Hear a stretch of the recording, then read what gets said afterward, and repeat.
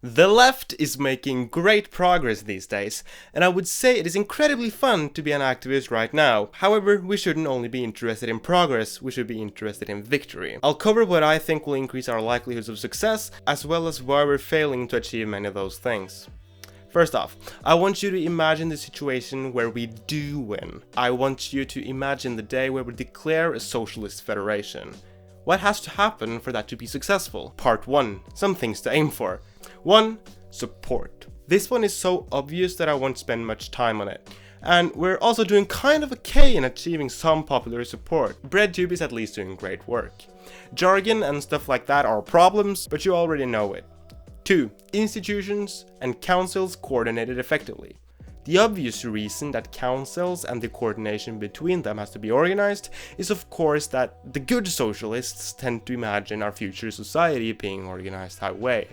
So, they obviously need to come during the revolution, but if we can organize at least some of them before the systemic change, the workers will already have an important tactical tool ready, meaning that we won't have to spend time and most importantly risk anything just to get our shit together so we can organize anything. That can allow for a more efficient, smooth and profound systemic change than if revolutionaries think that these should just spontaneously arise from the revolutionary situation. These also give workers experience with how socialism can and will function, and thus has propaganda value in themselves. 3. Influence in tactical professions.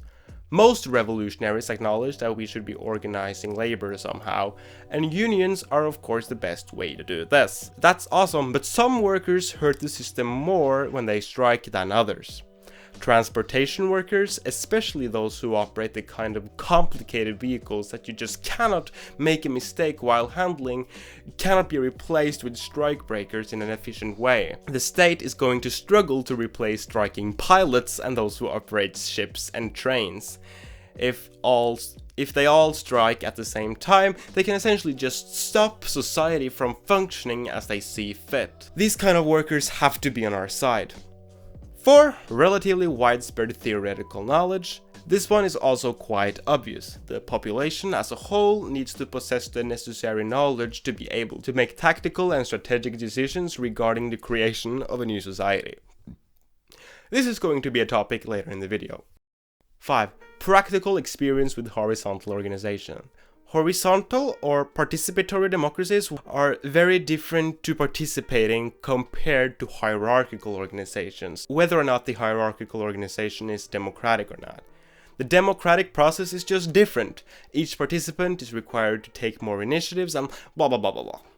The point is that the more people have this experience, the less the learning curve that it actually is to participate in an organization like that is going to shape the results of the revolution.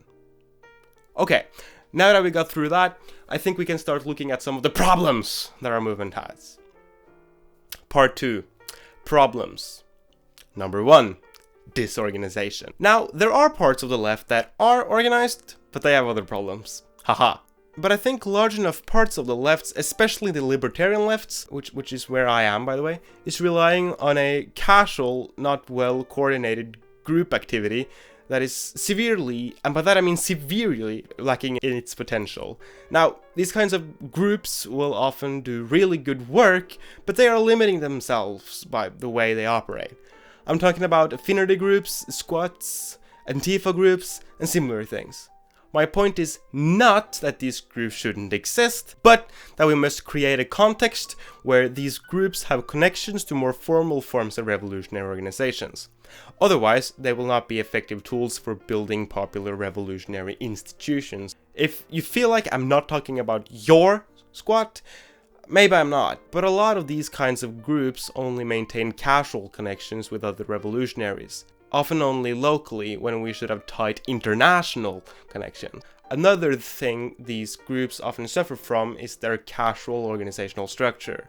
It often works well for the work they are doing, but their members end up not being experienced with the kind of organization that a society needs, which also prevents these kinds of groups of significantly expanding their influence. Like, more formal styles of organizations are necessary to do that. Voting methods, democratic meeting culture, that is good moderation and note-taking, are often not necessary for them, so they don't get the experience. These groups will often influence and do great work locally, but not much more, and more is necessary for victory. Too little proactive direct action, far too much reactivity. A lot of groups and organizations mostly do things like protesting shitty policies, organize counter demonstrations against fascists, and some propaganda work against some shitty local policy. Maybe they even occasionally organize blockades or other direct action sometimes. Now, those things are great stuff to do, they can be awesome recruitment tools, and if you win, you'll stop something shitty. The problem arises when they become everything or the vast majority of the activity you do. Reactive direct actions depend on something crap to react to. That means they are not a stable source of things to do. A lot of organizations and groups will have a lot of success in periods when something bad is happening. For instance, if a local fascist group grows, but when they either win or give up a certain reactive fight, they kind of don't have anything to do anymore. The course ahead is not clear. People become unmotivated and the organization stagnates until it suddenly collapses. The large problem here is that a strong reactive focus has led to a situation in many places where revolutionary organizations essentially come and go based on what circumstances reactionaries have set up. The solution to this is relatively simple, although it can be difficult to do in practice. Every group and every organization has to develop a stable, proactive action base that they will always be doing, even in boring periods where nothing is happening. This should preferably be a kind of thing that makes the group feel obligated to do it, and it should be rewarding for the members participating in it, so they don't get tired of it. I have a video covering this subject in more detail. It is called Direct Action Strategy, and you can find the link to it in the description. 3, I think? Far too much theory, especially among the organized. I don't think this is true for all leftists, but there is a significant portion of us that have a quite exaggerated theory focus. I think this is especially true for those that are organized in formal organizations. I've noticed that many anarchist organizations seem to not do much else. They will spend all their time with study circles, presentations of Kropotkin's theory of mutual aid, or giving people pamphlets about things most people don't find interesting at all. Now, to be clear, it is not that we shouldn't do those things, but we must be more mindful about why we need theory and who needs to know it. I understand you want me to elaborate, so let me. Theory is necessary for understanding the context we find ourselves in and to broadly know how to change it, sure. But theory is also really fucking boring. Look at me, even I find it boring to read about certain important theoretical questions, and look at what I'm doing Saturday evening. Like, even I pressure myself to do it anyway, but fucking listen to this, holy shit. The bourgeoisie, wherever it has got the upper hand, has put an end to all feudal, patriarchal, idyllic relations. It has pitilessly torn asunder the mostly feudal ties that bound man to his natural superiors, and has left remaining no other nexus between man and man than naked self-interest, callous cash payment. Remember, I could have been playing Fortnite instead, like I did when I was procrastinating on this script. So, 2 things remain true. Theory is necessary for a project, and it's also boring, so what do? I think we should be simply giving up trying to make the majority of the population willingly read Marx now. There's not really any point in that either. If a significant minority has read the theory, they will be able to take initiatives and organize stuff anyway. What's important is that most people get practical experience with participatory democracies, get a basic understanding of what socialism is, and some ideas as to why we organize the way we do and how our new society can be organized. Yes, that means that we should be giving up making those that are still sane, unlike us, read Marx. You should be happy if they read some pamphlets and watch ContraPoints. Seriously. No, attempting to create a widespread understanding of dialectics is a waste of time. Yes, it has its place, but that place is not everywhere. The second point is that a bunch of smart people talking about the relationship between the mode of production and our perception of time is actually 100% pointless if we are not building structures capable of replacing our current form of social organization.